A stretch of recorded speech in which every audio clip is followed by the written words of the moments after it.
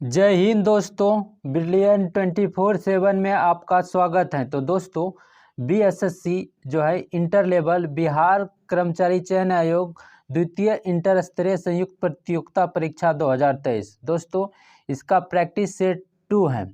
दोस्तों, अगर यदि आप इस क्लास का पीडीएफ लेना चाहते हैं तो हमारे टेलीग्राम और व्हाट्सएप से जुड़ सकते हैं, वहां आपको पीडीएफ मिल जाएगा। दोस्तों, तो ये जो है बिहार एसएससी इंटर लेवल का जो है प्रैक्टिस सेट 2 है। दोस्तों, अगर यदि बिहार दरोगा का आप तैयारी करना चाहते हैं तो हमारे ही चैनल पे जो है बिहार दरोगा का ज्ञान बिंदु का न्यू प्रैक्टिस सेट जो दोस्तों ऑफलाइन मोड में होता है, वो जो अभी फ़िलहाल ऑफलाइन मोड में जो है होता है प्रैक्टिस सेट दोस्तों, उसको कराया जाएगा। तो दोस्तों, लगातार अगर यदि आप बिहार दरोगा का तैयारी करना चाहते हैं तो हमारे चैनल से जुड़िए, आपको बेहतर से बेहतर तैयारी कराया जाएगा। तो दोस्तों चलिए, तो दोस्तों आज ये जो है रुक्मणी प्रकाशन द प्लेटफॉर्म का प्रैक्टिस सेट 2 होगा दोस्तों, बिहार इंटर लेवल। तो चलिए दोस्तों, प्रैक्टिस सेट 2 का जो है अध्ययन करेंगे। दोस्तों, अगर यदि आप इस चैनल पे नए हैं तो जो है वीडियो को लाइक और चैनल को सब्सक्राइब जरूर करें दोस्तों, और जो है दोस्तों ज़्यादा से ज़्यादा दोस्तों को वीडियो को शेयर करें। तो दोस्तों चलिए स्टार्ट करते हैं आज का प्रैक्टिस सेट। आज दोस्तों देखिए प्रैक्टिस सेट 2 होगा और 1 प्रैक्टिस सेट हो गया है दोस्तों। अगर यदि आप इसका अध्ययन करना चाहते हैं तो इसका प्लेलिस्ट बना हुआ है, वहाँ से आप अध्ययन कर सकते हैं सीरियली वाइज। तो चलिए दोस्तों आज की क्लास स्टार्ट करते हैं। तो आज की क्लास का पहला क्वेश्चन है दोस्तों, खानवा का युद्ध किसके किसके बीच लड़ा गया था। खानवा का युद्ध डैश और राणा सांगा के बीच लड़ा गया था। तो खानवा का युद्ध दोस्तों बाबर और जो है राणा सांगा के बीच लड़ा गया था, जो दोस्तों 17 मार्च 1527 ईस्वी में लड़ा गया था। और दोस्तों आपको कमेंट में बताना है डेट के साथ कि पानीपत का तीनों जो युद्ध हुआ है, प्रथम युद्ध, द्वितीय युद्ध और तृतीय युद्ध, तीनों जो है डेट के साथ कमेंट में जो है बताना है। होमवर्क के रूप में ये रहा दोस्तों। आप अगर यदि लगातार हमारे क्लास से जुड़े रहिएगा तो आपको होमवर्क में भी दिया जाएगा, जो कि आपको कमेंट में उत्तर देना है इसका, चाहे आप टेलीग्राम पे भी इसका जो है उत्तर दे सकते हैं। तो दोस्तों चलिए अगला क्वेश्चन देखते हैं। तो अगला क्वेश्चन 2 नंबर प्रश्न है दोस्तों। 2 नंबर प्रश्न है कि औरंगजेब ने डैश की अवधि के दौरान मुगल साम्राज्य का शासन किया था। तो औरंगजेब ने दोस्तों किस अवधि के दौरान मुगल साम्राज्य में शासन किया था दोस्तों? ये किया था जो है 1658 से 1707 ईस्वी के बीच। 1707 में उसकी मृत्यु हो गए थे। तो सी नंबर इसका दोस्तों सही आंसर होगा। सी नंबर जो है सही आंसर होगा। उसके बाद चलिए दोस्तों प्रश्न 3 नंबर प्रश्न है दोस्तों, यूनाइटेड स्टेट का राष्ट्रीय खेल कौन सा है? तो ये यूएसए है दोस्तों, संयुक्त राज्य अमेरिका कि यूएसए का राष्ट्रीय खेल, वही बोल रहे हैं दोस्तों कि राष्ट्रीय खेल कौन सा है। तो ये यूएसए जो है संयुक्त राज्य अमेरिका का खेल बेसबॉल है। बी नंबर इसका सही आंसर है। तो दोस्तों जो है आपको होमवर्क में एक बताना है कि जो है स्कॉटलैंड का राष्ट्रीय खेल क्या है। स्कॉटलैंड का राष्ट्रीय खेल क्या है, ये कमेंट में बताना है। चलिए दोस्तों देखते हैं अगला प्रश्न। दोस्तों अगर यदि आप हमारा लगातार क्लास देखते होंगे तो आपको पता होगा कि होमवर्क भी दिया जाता है, ऐसे बैठ के देखने से कोई फायदा नहीं है। तो चलिए देखते हैं 4 नंबर प्रश्न। 4 नंबर प्रश्न है दोस्तों कि भारतीय संविधान के निम्नलिखित अनुच्छेदों में से कौन सा राष्ट्रीय अनुसूचित जाति आयोग से संबंधित हैं? तो ये है दोस्तों अनुच्छेद 338। डी नंबर सही आंसर होगा। उसके बाद देखिए दोस्तों 5 नंबर प्रश्न। 5 नंबर प्रश्न है दोस्तों, भारत की आकस्मिकता निधि का संरक्षण कौन होता है? तो भारत की आकस्मिकता निधि का संरक्षण कौन होता है दोस्तों? तो ये होता है जो है राष्ट्रपति। क्या होता है? राष्ट्रपति। बी नंबर सही आंसर होगा। उसके बाद देखिए दोस्तों 6 नंबर प्रश्न। 6 नंबर प्रश्न है दोस्तों, 6 नंबर प्रश्न है कि भारतीय राष्ट्रीय कांग्रेस का लाहौर अधिवेशन कब आयोजित किया गया था, जहां बैठक में उपस्थित सभी ने 26 जनवरी को स्वतंत्रता दिवस के रूप में मनाने का संकल्प लिया था? तो लाहौर अधिवेशन कब हुआ था दोस्तों? तो ये हुआ था 31 दिसंबर 1929 में। उसके बाद कराची हुआ था 31 में, 31 दिसंबर 1929 में। बी नंबर इसका सही आंसर हो जाएगा। चलिए दोस्तों देखते हैं अगला प्रश्न। अगला प्रश्न है 7 नंबर प्रश्न। 7 नंबर प्रश्न है दोस्तों, जिन्होंने भारत में लोगों की योजना तैयार की थी। एक आर्थिक योजना दोस्तों जो है, एक आर्थिक योजना सबसे पहले भारत में लोगों की योजना तैयार किसने किया था? तो इसका सही आंसर हो जाएगा दोस्तों, किसने तैयार किया था? तो ये दोस्तों M.N. राय। ए नंबर इसका सही आंसर होगा। ए नंबर सही आंसर होगा। उसके बाद चलिए दोस्तों देखते हैं अगला प्रश्न। अगला प्रश्न है दोस्तों 8 नंबर। 8 नंबर प्रश्न है दोस्तों, संयुक्त राष्ट्र द्वारा पर्यावरण एवं विकास पर रियो घोषणा को मंजूरी किस वर्ष दी गई थी? तो रियो घोषणा की मंजूरी दोस्तों किस वर्ष दी गई थी? 1992 में दिया गया था, 1992 में। ए नंबर जो है इसका सही आंसर होगा।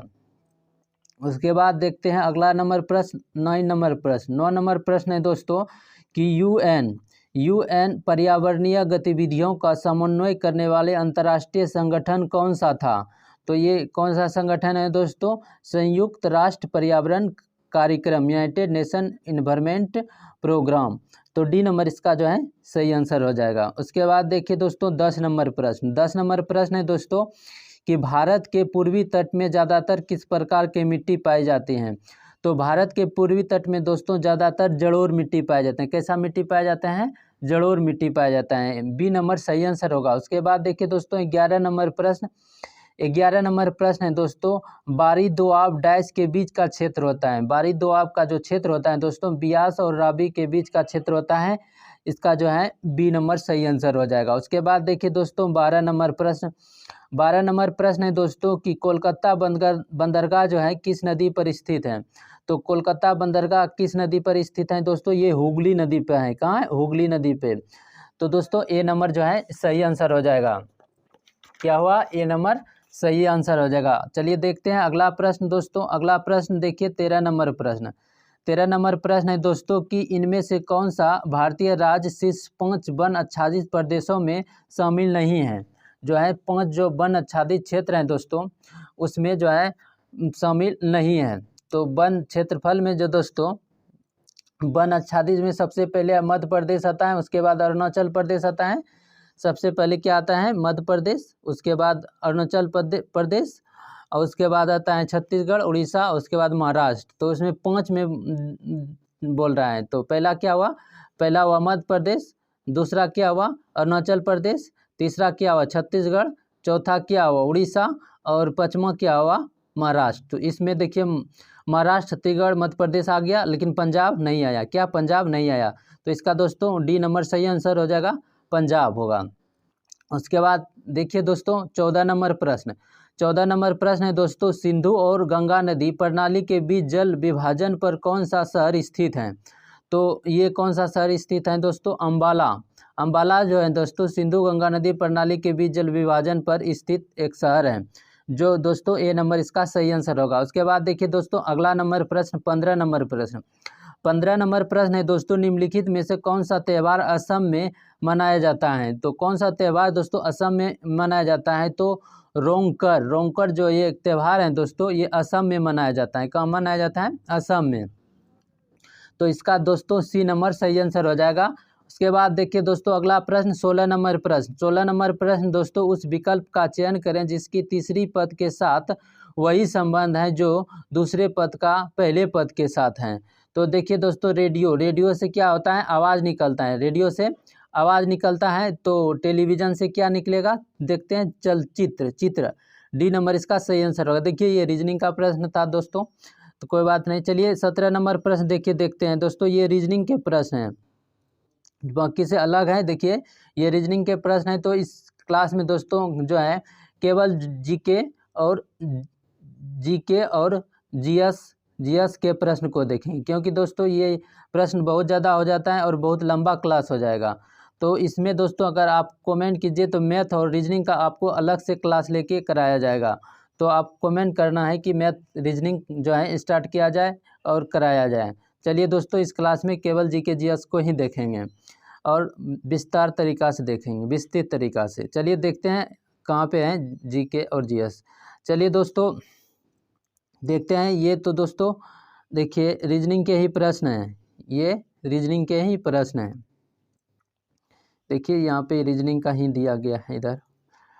तो ये दोस्तों आप बोलिएगा तो आपको मैथ और रीजनिंग का अलग से बताया जाएगा बहुत ही अच्छे तरीका से, और शुरू से आपको बताया जाएगा इसका।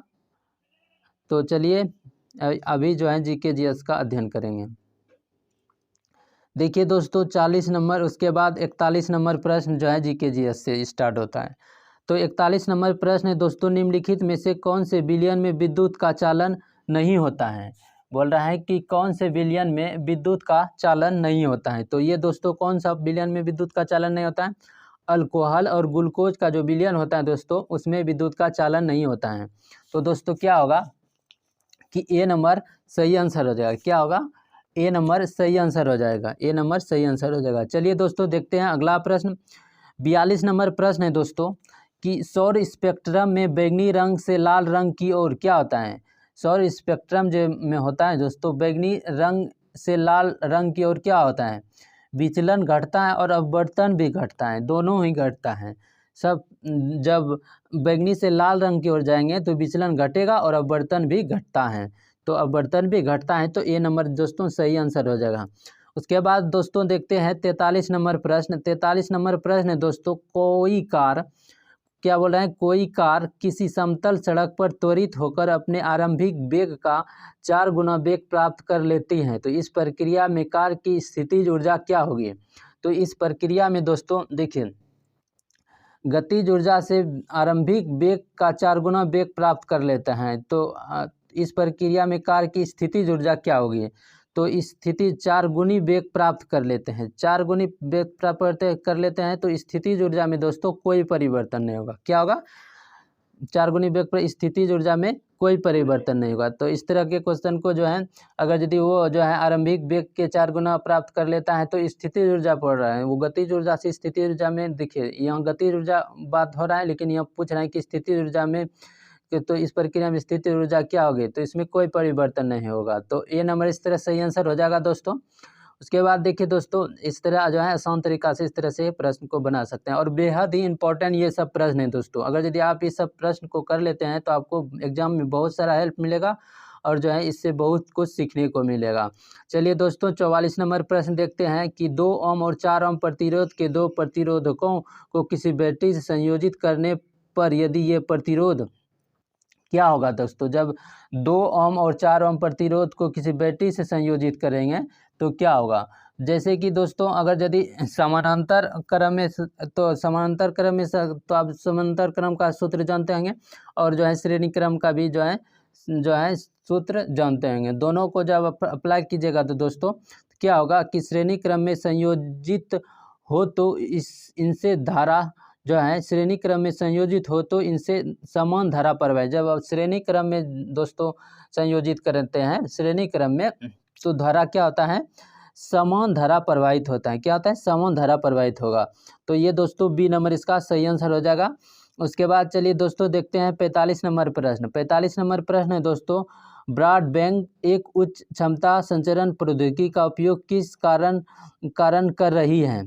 तो ये दोस्तों आवृत्ति के व्यापक श्रेणी में किया जाता है। ये नंबर इसका जो है सही आंसर हो जाएगा। उसके बाद देखिए दोस्तों 46 नंबर प्रश्न। 46 नंबर प्रश्न है दोस्तों, किसी वस्तु पर किया गया कार्य निम्नलिखित में से किस पर निर्भर नहीं करता है? किसी वस्तु पर किया गया कार्य दोस्तों जो है कार्य निम्न किस पर निर्भर नहीं करता है? तो ये दोस्तों विस्थापन पे करेगा। किसी वस्तु पर हम कोई कार्य करेंगे तो उसमें तो परिवर्तन होगा, विस्थापन होगा, बल और विस्थापन के बीच के कुछ कोण बनेगा, आरोपित बल कुछ तो लगेगा। वस्तु के द्रव्यमान में किस पर निर्भर नहीं करता है? तो कार्य, किसी वस्तु पर किया गया कार्य किस पर? वस्तु के द्रव्यमान पर निर्भर नहीं करता है। तो बी नंबर दोस्तों सही आंसर होगा। वेरी इंपॉर्टेंट प्रश्न है दोस्तों। चलिए देखते हैं 47 नंबर प्रश्न, बहुत ही इंपॉर्टेंट प्रश्न दोस्तों। निम्नलिखित में से कौन सा उपकरण विद्युत चुम्बकीय प्रेरण की घटना पर आधारित है? तो विद्युत चुम्बकीय प्रेरण की घटना पर दोस्तों जनरेटर जो है दोस्तों, विद्युत चुम्बकीय प्रेरण की घटना पर जो है आधारित हैं। क्या है? विद्युत चुम्बकीय प्रेरण की घटना पर आधारित हैं। तो डी नंबर इसका सही आंसर होगा।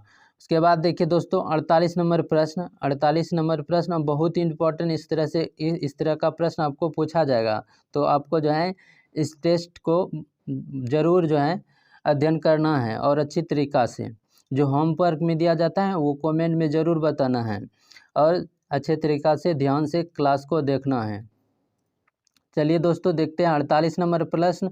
किसी समतल दर्पण पर चित्र में दर्शाए अनुसार आरोपित आपतित किसी समतल दर्पण पर चित्र में दर्शाए अनुसार आपतित प्रकाश किरण के लिए निम्नलिखित में से कौन सा सही है। तो ये दोस्तों जैसे कि यहाँ से ऐसे प्रकाश जाएगा तो कहाँ से ये गुजरेगा, तो ये दोस्तों जैसे जाएगा तो ये फोकस से होकर गुजरेगा, फोकस से जैसे यहाँ से टकराएगा।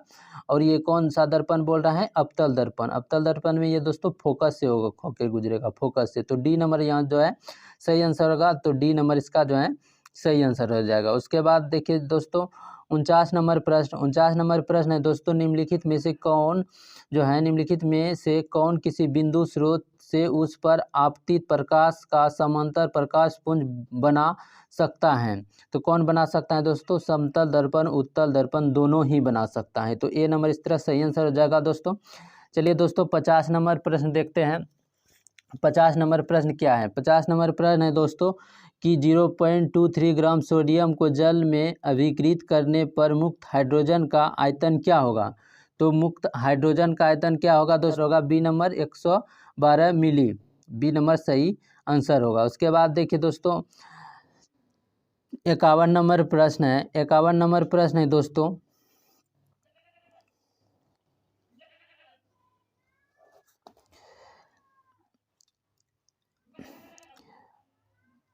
इक्यावन नंबर प्रश्न है दोस्तों, कौन सी मिट्टी हिमालयन की 3 महत्वपूर्ण नदी प्रणाली गंगा, सिंधु तथा ब्रह्मपुत्र की मिट्टी जमाव के कारण बनता है। गंगा, सिंधु और ब्रह्मपुत्र की मिट्टी के जमाव के कारण बनती हैं। तो ये कौन सी बनती हैं दोस्तों? जलोढ़ मिट्टी का इससे निर्माण होता है। सी नंबर जो है सही आंसर हो जाएगा। उसके बाद देखिए दोस्तों 52 नंबर प्रश्न है कि 52 नंबर बहुत इंपॉर्टेंट प्रश्न दोस्तों, निम्नलिखित में से किस योजना का संबंध वित्त मंत्रालय से नहीं है। कौन सी ऐसी योजना है दोस्तों जिसका संबंध वित्त मंत्रालय से नहीं है? किसान विकास पत्र ये दोस्तों है, क्या है? उसके बाद दोस्तों प्रधानमंत्री कौशल विकास योजना, इसका जो है वित्त मंत्रालय से नहीं है। प्रधानमंत्री गरीब कल्याण योजना इसका है और प्रधानमंत्री सुरक्षा बीमा योजना है। तो कौन सा वित्त मंत्रालय से नहीं हुआ दोस्तों? बी नंबर प्रधानमंत्री कौशल विकास योजना, बी नंबर सही आंसर हो जाएगा। उसके बाद देखिए दोस्तों 53 नंबर प्रश्न। 53 नंबर प्रश्न है दोस्तों कि भारत के संविधान के निम्नलिखित में से किस अनुच्छेद में संसद के दोनों सदनों की संयुक्त बैठक का प्रावधान किया गया है। तो दोनों सदनों की संयुक्त बैठक का प्रावधान दोस्तों कहाँ किया गया है? अनुच्छेद 108 में किया गया है। अनुच्छेद 108 में किया गया है। ए नंबर सही आंसर हो जाएगा। उसके बाद दोस्तों चलिए देखते हैं बहुत इंपॉर्टेंट प्रश्न है दोस्तों 54 नंबर। 54 नंबर प्रश्न है दोस्तों कि भारत में वस्तु एवं सेवा कर जीएसटी की सबसे ज़्यादा दर, सर्वोच्च दर कितनी है। तो जीएसटी की सर्वोच्च दर दोस्तों 28% होता है। कितना होता है? 28%। ये जीएसटी की दर जो होता है दोस्तों, ये जीएसटी के 5 प्रकार के दर होता है। पहला होता है 0%, 0%, उसके बाद 5%, उसके बाद 5%, उसके बाद 12%, उसके बाद 12 के बाद होता है 18%, 18%, उसके बाद होता है 28%। कितना हुआ? 5 तो ये 5 जो है वस्तु एवं सेवा कर 5 स्लैब होता है दोस्तों। कितना होता है? 5 होता है। न्यूनतम, सबसे न्यूनतम कितना हुआ? 0% और सबसे और सर्वोच्च दर कितना हुआ? 28%। तो इसका बी नंबर सही आंसर होगा। उसके बाद चलिए दोस्तों देखते हैं 55 नंबर प्रश्न। 55 नंबर प्रश्न है दोस्तों, किसी राज्य का राज्यपाल किसके पश्चात पर्यंत अपना पद धारण करता है। तो राज्यपाल किसे पश्चात पर्यंत अपना धारण करता है दोस्तों? ये होगा भारत के राष्ट्रपति। क्या होगा? भारत के राष्ट्रपति होगा।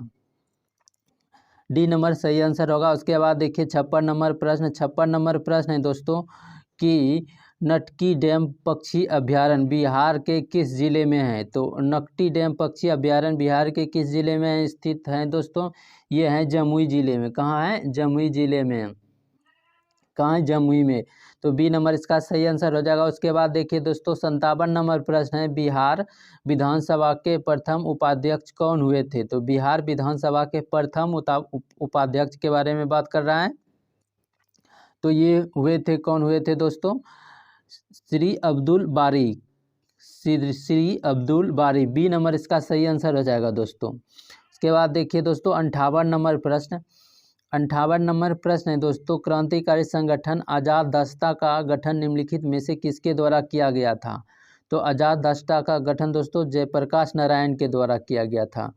ए नंबर सही आंसर हो जाएगा। उसके बाद देखिए दोस्तों 59 नंबर प्रश्न, 59 नंबर प्रश्न है दोस्तों कि निम्नलिखित में से कौन सा राष्ट्र बिम्स्टेक संगठन का सदस्य नहीं है। बिम्स्टेक का दोस्तों सदस्य नहीं है, कौन है, तो भूटान, नेपाल, म्यांमार, ये सब दोस्तों बिम्स्टेक का सदस्य हैं, लेकिन मालदीव जो है दोस्तों ये बिम्स्टेक का सदस्य नहीं है। तो डी नंबर सही आंसर हो जाएगा। उसके बाद 60 नंबर प्रश्न देखिए दोस्तों है, प्रधानमंत्री मुद्रा योजना की शिशु योजना के तहत अनुमान्य ऋण की अधिकतम राशि कितना है, अनुमान में बता रहा है। तो ऋण की अधिकतम राशि कितना है दोस्तों, 50,000। बी नंबर इसका सही आंसर हो जाएगा, बी नंबर सही आंसर हो जाएगा। उसके बाद देखिए दोस्तों अगला प्रश्न 61, अगला प्रश्न दोस्तों 61 नंबर प्रश्न है कि 61 नंबर प्रश्न है दोस्तों कि देश के सर्वोच्च नागरिक पुरस्कार पद्म पुरस्कार की शुरुआत निम्नलिखित में से किस वर्ष में की गई थी। तो पद्म पुरस्कार की शुरुआत दोस्तों 1954 में किया गया था। कब, पद्म पुरस्कार की शुरुआत 1954 में किया गया था, 54 में। चलिए देखते हैं इसका जो है सी नंबर सही आंसर हो जाएगा। उसके बाद चलिए दोस्तों देखते हैं 62 नंबर प्रश्न, 62 नंबर प्रश्न है दोस्तों कि निम्नलिखित में से किसने इन कस्टडी उपन्यास लिखा है। तो इन कस्टडी उपन्यास दोस्तों किसने लिखा है, अनीता देसाई ने। डी नंबर इसका सही आंसर हो जाएगा। उसके बाद दोस्तों देखिए 63 नंबर प्रश्न है, 63 नंबर प्रश्न दोस्तों, प्रख्यात संगीतकार अरविंद पारिक निम्नलिखित में से किस वाद्ययंत्र से संबंधित हैं। तो ये दोस्तों किससे हैं, सितार से, सितार वादक हैं ये दोस्तों। ए नंबर सही आंसर हो जाएगा। उसके बाद देखिए दोस्तों 64 नंबर प्रश्न, 64 नंबर प्रश्न है दोस्तों, निम्नलिखित में से किस राजवंश के शासनकाल को भारतीय इतिहास का स्वर्णकाल कहा जाता है। तो ये दोस्तों जो है गुप्त वंश को भारतीय इतिहास का जो है स्वर्णकाल कहा जाता है। तो सी नंबर सही आंसर हो जाएगा। उसके बाद देखिए दोस्तों 65 नंबर प्रश्न, 65 नंबर प्रश्न है दोस्तों, वित्त विधेयक को प्रस्तुत करने के कितने दिनों के भीतर संसद द्वारा पारित किया जाना होता है। तो ये दोस्तों जो है 75 दिनों के जो है 75 दिन के भीतर संसद द्वारा पारित किया जाना होता है। तो ए नंबर सही आंसर हो जाएगा दोस्तों। उसके बाद देखिए दोस्तों 66 नंबर प्रश्न है कि 2011 के जनगणना के अनुसार भारत की साक्षरता दर कितने हैं। तो ये 74.04%। सी नंबर इसका जो है सही आंसर हो जाएगा, सी नंबर सही आंसर हो जाएगा। उसके बाद देखिए दोस्तों 67 नंबर प्रश्न है कि कृष्णा राज सागर बांध किस नदी पर बनाया गया है। तो कृष्णा सागर जो है बांध किस नदी पर बनाया गया है दोस्तों। तो ये दोस्तों कावेरी नदी पर बनाया गया है। कहाँ बनाया गया है, कावेरी नदी पर। आपको बताएं कि नागार्जुन सागर बांध किस नदी पर स्थित है, क्या बताना है, नागार्जुन सागर बांध किस नदी पर स्थित है, कमेंट में। चलिए दोस्तों अगला प्रश्न देखते हैं 68 नंबर प्रश्न की लाइफ ऑफ पाई नामक उपन्यास लेखिका लेखक निम्नलिखित में से कौन है। तो इसका जो है लेखक कौन है दोस्तों, यान मार्टेल। डी नंबर सही आंसर हो जाएगा। उसके बाद देखिए दोस्तों 69 नंबर प्रश्न है, भारत की संप्रभुता एकता और अखंडता को बनाए रखना ये जो है इसकी रक्षा करना किसका वाक है, मूल अधिकार का या वित्तीय अधिकार का, विधिक अधिकार का, सेना का कर्तव्य या मौलिक कर्तव्य। ये क्या है दोस्तों, एक मौलिक कर्तव्य है। तो डी नंबर इसका सही आंसर हो जाएगा, डी नंबर सही आंसर हो जाएगा। उसके बाद देखिए दोस्तों 70 नंबर प्रश्न है कि लॉर्ड चैम्सफोर्ड ने 1919 में जलियांवाला बाग की घटना की जांच के लिए किस समिति का गठन किया गया था। तो किस समिति का गठन किया गया था, हंटर समिति का गठन किया गया था। डी नंबर सही आंसर हो जाएगा। 71 नंबर प्रश्न है दोस्तों, कुना जो है निम्नलिखित में से किस देश की मुद्रा था, कुना किस देश की मुद्रा था। तो ये दोस्तों जो है क्रोएशिया की मुद्रा था, कहाँ की, क्रोएशिया की। ए नंबर सही आंसर हो जाएगा। उसके बाद 72 नंबर प्रश्न देखिए दोस्तों है, 72 नंबर प्रश्न है, लॉर्ड कर्जन द्वारा बंगाल विभाजन के निर्णय का वास्तविक कारण किसे माना जाता है? तो बंगाल विभाजन का जो है वास्तविक कारण दोस्तों अंग्रेजों की फूट डालो और राज करो की नीति के अंतर्गत ये हैं, संबंधित हैं। सी नंबर सही आंसर होगा दोस्तों। उसके बाद 73 नंबर प्रश्न है दोस्तों कि निम्नलिखित में से कौन सा जल डमरू मध्य रूस और संयुक्त राज्य अमेरिका के एक राज्य के बीच स्थित हैं? संयुक्त राज्य रूस और संयुक्त राज्य अमेरिका के एक राज्य के बीच स्थित है, तो ये इसका सही आंसर होगा दोस्तों बेरिंग जलडमरू मध्य। डी नंबर सही आंसर हो जाएगा। उसके बाद देखिए दोस्तों 74 नंबर प्रश्न है कि द्वीप समूह टिआराडेल फुएगो किस महाद्वीप में स्थित हैं? तो ये किस महाद्वीप में स्थित हैं दोस्तों? ये है दक्षिणी अमेरिका में, दक्षिणी अमेरिका में। सी नंबर सही आंसर हो जाएगा। उसके बाद देखिए दोस्तों हैं कि अफ्रीकी देश घना की राजधानी कहाँ है? अफ्रीकी देश घना की राजधानी अक्रा कहाँ है? अफ्रीकी देश घना की राजधानी कहाँ है? अक्रा। चलिए दोस्तों अगला प्रश्न देखते हैं। अगला प्रश्न दोस्तों 76 नंबर प्रश्न, मंगोलिया देश निम्नलिखित में से किस महाद्वीप में स्थित है? तो मंगोलिया दोस्तों कहाँ है? एशिया महाद्वीप में है। कहाँ है? एशिया महाद्वीप में। सी नंबर सही आंसर हो जाएगा। उसके बाद देखिए दोस्तों 77 नंबर प्रश्न है कि बिहार पंचायत राज अधिनियम कब पारित किया गया था? तो बिहार पंचायत राज अधिनियम कब पारित किया गया था दोस्तों? ये 1906 में पारित किया गया था। अब बहुत ही इम्पोर्टेंट प्रश्न है। चलिए दोस्तों देखते हैं अगला प्रश्न। 78 नंबर प्रश्न है दोस्तों, काम के बदले अनाज कार्यक्रम किस पंचवर्षीय योजना में आरंभ किया गया था? तो काम के बदले अनाज 5वीं पंचवर्षीय योजना में आरंभ किया गया था। ये भी बहुत इंपॉर्टेंट प्रश्न है दोस्तों। चलिए देखते हैं अगला नंबर 79 नंबर प्रश्न है दोस्तों, अखिल भारतीय बाघ अनुमान 2022 नामक रिपोर्ट के अनुसार सर्वाधिक बाघों की संख्या वाला राज्य कौन सा है? तो सर्वाधिक बाघों की जो है जनसंख्या वाला राज्य कौन है? तो ये मध्य प्रदेश है दोस्तों, मध्य प्रदेश। सी नंबर सही आंसर होगा। उसके बाद 80 नंबर प्रश्न देखिए, बहुत इंपॉर्टेंट प्रश्न है दोस्तों, ध्यान से जो है अध्ययन करना है। आईसीसी पुरुष एक दिवसीय क्रिकेट विश्व कप 2023 की मेजबानी कौन सा देश करेगा या कर रहा है अभी दोस्तों? ये तो दोस्तों भारत कर रहा है। आप क्रिकेट से प्रेम रखते होंगे तो जरूर जानते होंगे, अभी ये भारत में हो रहा है। चलिए दोस्तों देखते हैं 81 नंबर प्रश्न कि बिहारी पुरस्कार किस क्षेत्र से संबंधित हैं?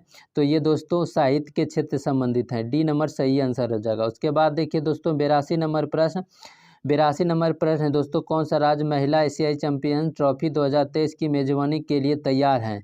तो इसका सही आंसर होगा झारखंड। ए नंबर सही आंसर होगा। उसके बाद देखिए दोस्तों 83 नंबर प्रश्न, 83 नंबर प्रश्न है दोस्तों, सात्विक साईराज रेंकीरेड्डी और चिराग शेट्टी किस खेल से संबंधित हैं? तो ये किस खेल से संबंधित है दोस्तों? बैडमिंटन से। ए नंबर सही आंसर हो जाएगा। उसके बाद 84 नंबर प्रश्न देखिए दोस्तों है, विश्व खुशहाली रिपोर्ट 2023 में भारत का स्थान क्या था? तो खुशहाली 2023 में भारत का स्थान केमा है दोस्तों? 126। केमा है? 126 खुशहाली में। चलिए दोस्तों देखते हैं अगला नंबर प्रश्न। अगला नंबर प्रश्न 85 नंबर प्रश्न दोस्तों, एक जिला एक उत्पाद किस केंद्रीय मंत्रालय द्वारा आरंभ किया गया है? तो किस केंद्रीय मंत्रालय द्वारा आरंभ किया? केंद्र मंत्रालय का दोस्तों बात कर रहा है तो ग्रामीण विकास मंत्रालय। ए नंबर सही आंसर हो जाएगा। उसके बाद देखिए दोस्तों ये मैथ के प्रश्न है, तो चलिए देखते हैं अगला कहाँ पे हैं जीके और जीएस के। तो इधर दोस्तों चलिए देखते हैं दोस्तों, यहाँ से देखिए 101 से दोस्तों ये साइंस के प्रश्न, 101 से साइंस के प्रश्न स्टार्ट हैं, साइंस के प्रश्न हैं। तो चलिए स्टार्ट करते हैं दोस्तों कि 101 नंबर प्रश्न दोस्तों, निम्नलिखित विकल्पों में से कौन सा उपधातुओं का गुणधर्म है? कि उपधातुओं का कौन सा गुणधर्म है दोस्तों? तो सही आंसर होगा अर्धचालक। अर्धचालक जो है ये उपधातु के जैसा व्यवहार करता है, तो बी नंबर इसका सही आंसर हो जाएगा। उसके बाद दोस्तों देखते हैं 102 नंबर प्रश्न कि किन कार्बनिक यौगिकों के नाम से प्रत्यय अल जुड़ा होता है? तो किससे अल जुड़ा होता है दोस्तों? ये जुड़ा होता है किससे? एल्डिहाइड। एल्डिहाइड में जो अल जुड़ा होता है, एल्डिहाइड। बी नंबर सही आंसर हो जाएगा। उसके बाद दोस्तों जो है अल्कोहल में ऑल, एल्डिहाइड में अल उसके बाद कीटोन में ऑन ये सब जुड़ा रहता है। चलिए दोस्तों 103 नंबर प्रश्न देखते हैं। 103 नंबर प्रश्न है दोस्तों, निम्नलिखित में से किस तत्व के लवण प्रायः नीले रंग के होते हैं? तो किस तत्व के जो हैं लवण प्रायः नीले रंग के होते हैं दोस्तों? ये जो है तांबा, तांबा के लवण प्रायः दोस्तों नीले रंग के होते हैं। तांबा को उत्कृष्ट धातु भी कहा जाता है। चलिए दोस्तों ये जो है डी नंबर सही आंसर होगा। 104 नंबर प्रश्न है दोस्तों कि नींबू का रस का पीएच मान कितना होता है? तो शराब, सिरका, नींबू। शराब होता है 2.8, सिरका 2.4, नींबू 2.2, तो उस तरह 2 हो जाएगा दोस्तों। कितना होता है? 2। 104 का 2 नंबर इसका सही आंसर होगा। चलिए दोस्तों देखते हैं कि 105 नंबर प्रश्न है दोस्तों। 105 नंबर प्रश्न है कि मिश्रण का निर्माण किस प्रकार के तत्वों के संयोग से होता है? तो ये दोस्तों जो है ठोस, द्रव, गैस तीनों से होता है मिश्रण का निर्माण। डी नंबर सही आंसर होगा। उसके बाद देखिए दोस्तों 0.02 ग्राम अणु हाइड्रोजन का एटीपी पर आयतन होगा। एटीपी पर आयतन कितना होगा दोस्तों? 448 मिली। 448 मिली। 448 मिली। उसके बाद देखिए दोस्तों 107 नंबर प्रश्न। 107 नंबर प्रश्न है दोस्तों। 107 नंबर प्रश्न है रासायनिक परिवर्तन के साथ होता है। रासायनिक परिवर्तन के साथ होता है। तो रासायनिक परिवर्तन के साथ क्या होता है दोस्तों? नए प्रकार के पदार्थ का निर्माण भी होता है, ये बात सही है। और निकाय की एंथैल्पी में परिवर्तन होता है। उसके बाद पदार्थ के रासायनिक गुण में परिवर्तन होता है। तो उपयुक्त में सभी डी नंबर इसका जो है डी नंबर सही आंसर हो जाएगा। क्या होगा? डी नंबर सही आंसर हो जाएगा। उसके बाद देखिए दोस्तों 108 नंबर प्रश्न। 108 नंबर प्रश्न है दोस्तों कि आवर्त सारणी में किसी तत्व की उपस्थिति उसमें मौजूद डैश की संख्या से निर्धारित किया जाता है। तो ये किसकी संख्या से निर्धारित किया जाता है? प्रोटॉन की संख्या से। ये आप जानते होंगे।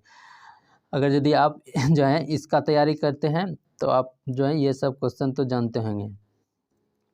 निम्नलिखित में से कौन से रोग मच्छरों द्वारा फैलता है? तो मच्छरों द्वारा दोस्तों फाइलेरिया फैलता है। ये नंबर सही आंसर हो जाएगा। उसके बाद दोस्तों 110 नंबर का प्रश्न देखिए, बहुत ही इंपॉर्टेंट प्रश्न है दोस्तों कि यदि मेढक यदि मेढक टिड्डे को खा जाए तो ऊर्जा स्थानांतरण किस दिशा में होगा? तो ऊर्जा स्थानांतरण किस दिशा में होगा? प्रथम उपभोक्ता से द्वितीय उपभोक्ता की दिशा में होगा। जब मेढक जो है टिड्डे को खा जाए तो प्रथम उपभोक्ता से द्वितीय उपभोक्ता की दिशा में होगा। सी नंबर सही आंसर हो जाएगा दोस्तों। उसके बाद देखिए 111 नंबर प्रश्न है दोस्तों, छुई मुई का पौधा किस कुल का जो है सदस्य है? तो छुई मुई का पौधा दोस्तों मीमोसेसी के अंतर्गत आता है। सी नंबर सही आंसर हो जाएगा। उसके बाद देखिए दोस्तों 112 नंबर प्रश्न। 112 नंबर प्रश्न है दोस्तों, पेक्टिक वक्र के जीवाणु का पता लगाने वाले वैज्ञानिक का नाम था। तो इसके पता लगाने वाले वैज्ञानिक का नाम क्या था दोस्तों? जो है रॉबिन वॉरेन और बेरी मार्शल जो है। डी नंबर इस तरह जो है ए और बी दोनों सही होगा। तो डी नंबर हो गया। उसके बाद देखिए दोस्तों 113 नंबर प्रश्न है, किसी परितंत्र में अपघटक है। किसी परितंत्र में अपघटक दोस्तों जैव पदार्थ को अकार्बनिक रूप में बदल देते हैं। क्या बताते हैं? जैव पदार्थों को अकार्बनिक रूप में बदल देता है। बी नंबर सही आंसर हो जाएगा। उसके बाद देखिए दोस्तों 114 नंबर प्रश्न है, केब रोग का दूसरा नाम क्या है? तो केब रोग का दूसरा नाम है दोस्तों रेटिकुलो एन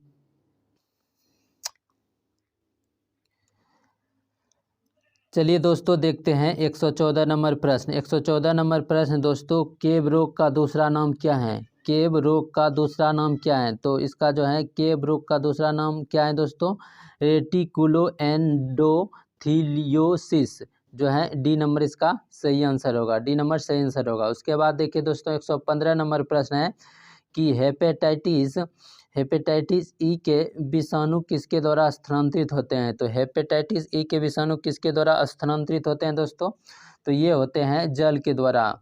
किसके द्वारा? जल के द्वारा। बी नंबर सही आंसर होगा। उसके बाद देखिए दोस्तों ये रीजनिंग के प्रश्न हैं, इसको आप जो है बना सकते हैं। इसका PDF हम जो है टेलीग्राम पे और व्हाट्सएप पे दोनों पे डाल देंगे। आप इसका जो है बना सकते हैं और अगर बोलिएगा तो इसका जो है क्लास स्टार्ट करके आपको अच्छे तरीका से समझा के आपको हल भी दिया जाएगा। तो चलिए दोस्तों देखते हैं GK GS कहाँ पे हैं।